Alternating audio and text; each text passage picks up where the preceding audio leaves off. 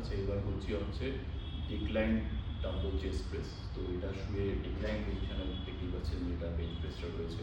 তো decline dumbbell chest press এটা আপনার লোয়ার চেস্টকে অ্যাফেক্ট করছে।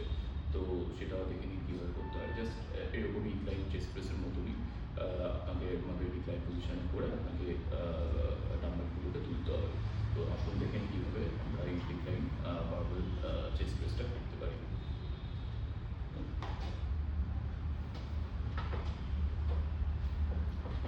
এখানেও আমি 12.5 কেজি ডাম্বল দিয়ে করছি, কিন্তু ডিক্লাইন ডাম্বল চেস্ট প্রেসটা আপনারা একটুখানি বেশি ওয়েট দিয়েও করতে পারেন, যেহেতু এটা নিচে আছে বলে একটা গ্র্যাভিটির একটা আপনারা সুবিধা পেয়ে যাচ্ছেন।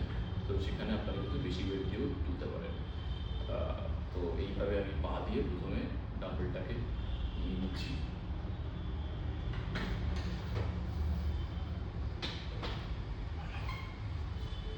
আমার পা লক আছে, কারণ যাতে স্লিপ না খেয়ে পড়ে যায়, কারণ যেহেতু এটা ডিক্লাইন আছে বলে যেহেতু আমার স্লিপ খাওয়ার একটা চান্স আছে। তো এবার আমি এইভাবে চেস্ট প্রেস শুরু করে দিচ্ছি।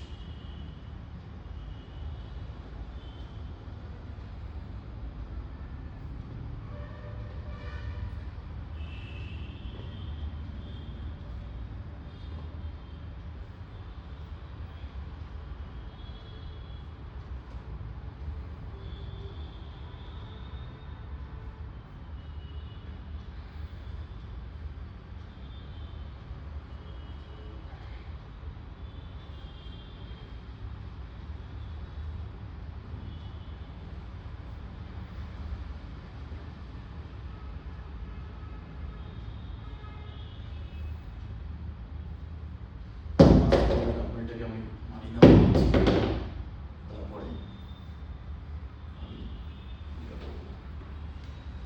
এই হচ্ছে আমাদের ডিক্লাইন ডাম্বল চেস্ট প্রেস।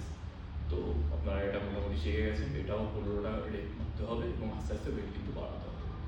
তো এখানে আমি ভিডিওটা শেষ করছি। নমস্কার।